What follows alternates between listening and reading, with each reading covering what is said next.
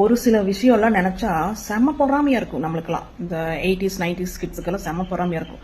யாரை பார்த்துனா இந்த 2K kids gen Z ஜென்ரேஷன்ல இருக்குதுல்ல, அவங்கெல்லாம் நினைச்சா செம கடுப்பா இருக்குது.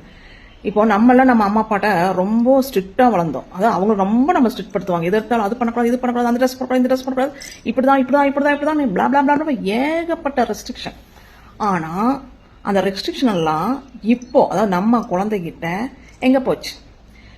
அதாவது அவங்க பேரண்ட் பேத்திக்கிட்ட அந்த ரெஸ்ட்ரிக்ஷன் எல்லாம் காணாம போயிடுச்சு. ஏதுக்கு நம்ம கிட்ட மட்டும் அந்த ரெஸ்ட்ரிக்ஷன்? ஏன் இப்பெல்லாம் அது எங்க போச்சு? அவங்கனால அதாவது நம்மளை வந்து ரெஸ்ட்ரிக்ஷன் பண்ணி பண்ணி பண்ணி ஓஞ்சு போயிட்டாங்களா? இல்லையே, அதாவது நான் ஏதாவது சொன்னாங்களா, இங்க பாருங்கம்மா இப்படி பண்றானா, விடு பரவாயில்ல விடு, இந்த வயசுல பண்ணாம எப்ப பண்ண போறோம்? இவங்கெல்லாம் ஜென்சி லெவலுக்கு யோசிக்க ஆரம்பிக்கிறாங்க இப்பெல்லாம்.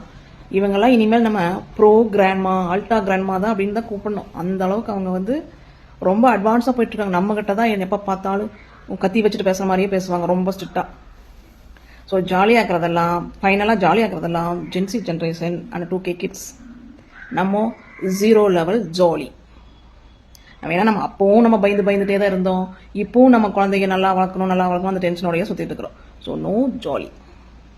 இந்த 2K கிட்ஸ் நம்ம கிட்டயும் ஜாலியா இருக்குது, நம்மளை பெத்த அம்மா அப்பா கிட்டயும் ஜாலியா இருக்குது.